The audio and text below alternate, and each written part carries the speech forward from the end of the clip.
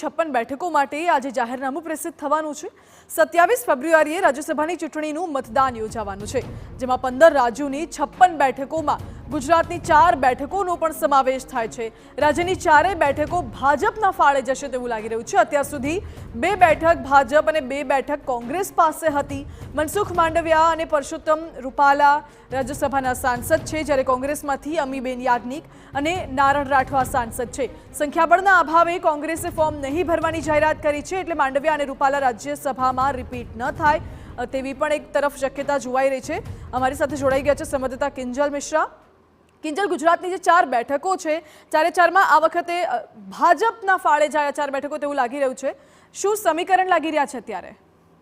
જી માનસી, પહેલી વખત એવું થશે કે આ વખતે 4 બેઠકો છે તે ભાજપ નિર્વિવાદે કોઈ પણ પ્રકારની તડજોડની રાજનીતિ વગર જીતી જશે, કેમ કે કોંગ્રેસ પાસે સંખ્યાબળ નથી। કોંગ્રેસે સામેથી જ કોઈ પણ ઉમેદવારને ઊભો ન રાખવાની વાત છે તે કરી છે।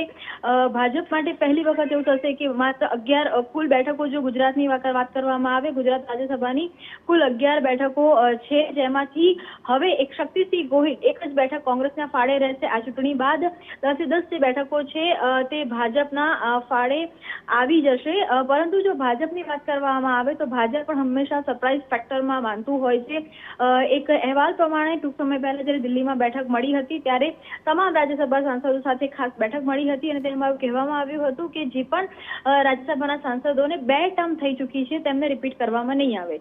જો એ થિયરી માનવામાં આવે તો મનસુખ માંડવિયા અને પુરુષોત્તમ રૂપાલાની 2 ટર્મ થઈ ચૂકી છે, ત્યારે બંનેને રાજ્યસભામાંથી ડ્રોપ કરવામાં આવે અને લોકસભાની ચૂંટણી લડાવવામાં આવે તેવી પૂરેપૂરી શક્યતા જોવા મળી રહી છે। તો આ સંજોગોમાં 4 નવા ચહેરાને ભાજપ 6 વર્ષની ટર્મ માટે તક આપશે તેવું જોવા મળી રહ્યું છે। જાતિગત સમીકરણની વાત કરીએ તો નબળા વર્ગની વાત હંમેશા વડાપ્રધાન કરતા હોય છે, અને જ્યારે રાજ્યસભાના 6 વર્ષની ટર્મ હોય ત્યારે નબળા વર્ગમાંથી પ્રતિનિધિત્વ મળી શકે છે। તેની સાથે જે રીતે આદિવાસી સમાજ ઉપર સૌથી વધારે ભાર મૂકવામાં આવી રહ્યું છે, મધ્યપ્રદેશની વાત કરવામાં આવે કે ઝારખંડની વાત કરવામાં આવે કે છત્તીસગઢની વાત કરવામાં આવે, ત્યારે આદિવાસી સમુદાય હોય, ઓબીસી સમુદાય હોય કે દલિત સમાજ હોય, આ 3 સમાજમાંથી એકને પ્રાધાન્ય મળી શકે છે। મહિલાઓની ભાગીદારીની વાત કરવામાં આવી રહી છે, ત્યારે મહિલાને પણ પ્રાધાન્ય મળી શકે છે। તમામની વચ્ચે કોઈ સરપ્રાઇઝ ફેક્ટરમાં ગુજરાત બહારથી પણ જે રીતે વિદેશ મંત્રી એસ જયશંકર એ ગુજરાતમાંથી રાજ્યસભાના સાંસદ છે, તો તે પ્રકારે ગુજરાત બહારથી પણ કોઈ નેતાને રાજ્યસભાની ફોર્મ ભરાવવામાં આવી શકે છે, કેમ કે આ વખતની જે બેઠક છે તે ખૂબ જ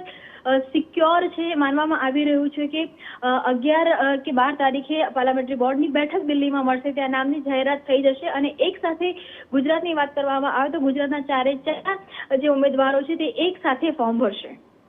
જી કિંજલ, બિલકુલ, અને આપે કહ્યું છે પ્રમાણે કે નવા ચહેરાઓને સ્થાન મળવાની સંભાવના છે। કોઈ સ્પેસિફિક નામ ચર્ચામાં છે શું? દેખો, ખાસ કરીને જ્યારે રાજ્યસભાની વાત હોય છે ત્યારે એક જે ઇન્ટેલેક્ચ્યુઅલ લોકો અથવા તો એવા સમાજના જે ચહેરા હોય છે તેની પર તેના નામનું મંથન થતું હોય છે, કેમ કે જ્યારે ચૂંટણીની વાત હોય ત્યારે જનપ્રતિનિધિની જરૂરિયાત રહેતી હોય છે કે જે લોકોની વચ્ચે હોય, પરંતુ રાજ્યસભામાં ઇન્ટેલેક્ચ્યુઅલ ચહેરાઓની વધારે પ્રકારની જે પ્રાધાન્યતા છે તે આપવામાં આવતી હોય છે। હાલ કોઈ પણ નામ ચર્ચામાં નથી, પણ જો સમુદાયની ચર્ચા કરવામાં આવે તો મહિલાની વાત કરવામાં આવે, આદિવાસી સમુદાયની વાત કરવામાં આવે કે પછી ઓબીસી સમાજની વાત કરવામાં આવે, આ જે 3 સમુદાય છે, સમાજ છે, તે ચર્ચામાં છે। જી કિંજલ, બિલકુલ આભાર આપનો। એટલે લોકસભાની ચૂંટણીને ધ્યાનમાં રાખીને નબળા વર્ગમાંથી રાજ્યસભામાં પ્રતિનિધિત્વ મળી